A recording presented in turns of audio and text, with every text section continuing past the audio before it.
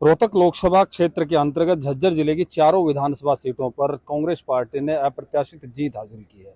काफी बड़ी लीड झज्जर से लेकर दीपेंद्र हुड्डा रोहतक लोकसभा जीतने वाले हैं। आज हमारे साथ इस वक्त गीता भुक्ल पूर्व शिक्षा मंत्री हैं। गीता जी, जिस तरीके से लीड मार्जिन बढ़ रहा है और झज्जर जिले की चारों सीटों पर जहां आपको पिछली बार बहादुरगढ़ में हार का मुंह देखना पड़ा था, वहां भी जीत रहे हैं, तो क्या फील कर रहे हैं कि किस चीज की जीत है? देखिए, मैं कह रही थी कि लोकतंत्र का बहुत ही महापर्व है ये जो चुनाव है।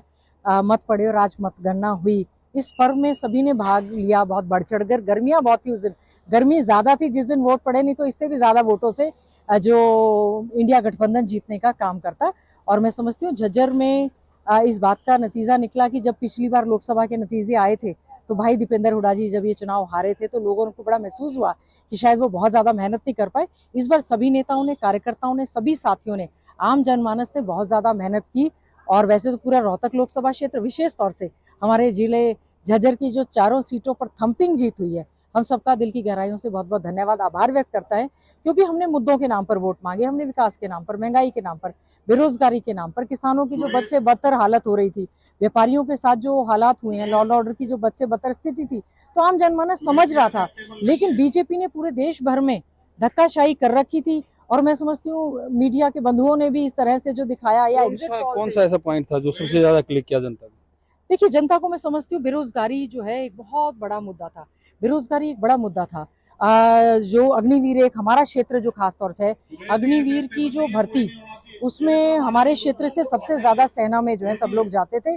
और सेना की जो भर्ती थी उसको भी उन्होंने कॉन्ट्रैक्ट पे करने का काम किया। ये सबसे बड़ा मुद्दा था। किसान हमारे जो है लगातार बैरिकेड्स पर बैठे रहे और उनको दिल्ली नहीं जाने दिया गया। 700 से ज्यादा किसान हमारे शहीद हो गए। ये भी एक बहुत बड़ा मुद्दा था। और हमारे चाहे यहाँ के जो हैं सरपंच थे, पंच थे, नंबरदार है, चौकीदार है, ये अग्निवीर की भर्ती, सक्षम की भर्ती, हरियाणा कौशल की, और ये तो जो ग्रुप डी और सी की भर्ती जो कैंसिल हुई है, अगर ये भर्ती हाईकोर्ट के आने, हम बेरोजगार युवाओं के साथ बहुत बड़ा भद्दा मजाक हुआ है, अगर ये भर्ती जो है वोटों से पहले कैंसिल होती तो सरकार का जो है चेहरा सामने आ जाता। और जिस प्रकार से सरकार में समझती हूँ बीजेपी की सरकार बौखलाई हुई थी, यहाँ का मंत्रिमंडल बदलना, मुख्यमंत्री का बदलना, डिप्टी चीफ मिनिस्टर को हटाना, इस बात का सूचक हो गया था कि हरियाणा की जनता ने मन बना लिया कि बीजेपी लगभग 5-5 का स्कोर हो रहा है। और आप लोग कहते थे कि विधानसभा में अल्पमत में है भाजपा सरकार, तो अब किस तरह की रणनीति रहेगी? भाजपा सरकार पूर्ण रूप से अल्पमत में है इस समय। आज तो लोकसभा के नतीजे आए हैं, उसको सेलिब्रेट करेंगे यहाँ पे।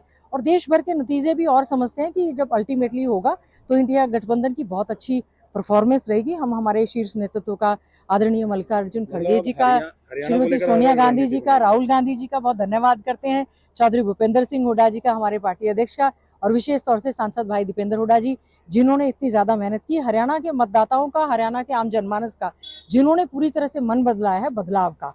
उनको ये समझ में आ गया है कि चाहे कुछ भी दिखाते रहें, लेकिन हमारा मुद्दा जो है रोजगार से जुड़ा हुआ है। अब हरियाणा को लेकर आगे की रणनीति क्या रहेगी, क्योंकि 3-4 महीने बाद चुनाव विधानसभा के और अल्पमत में भी हरियाणा में जो है कांग्रेस पार्टी ने बहुत ही अच्छे ढंग से टिकटों का वितरण हुआ और बहुत ही अच्छे ढंग से चुनाव सबने अच्छे मैनेजमेंट से, स्ट्रेटेजी के तहत जो है लड़ने का काम किया है, कंटिन्यूटी में ही। क्योंकि हम लोग लोकसभा भी लड़ रहे थे, साथ साथ में विधानसभा भी।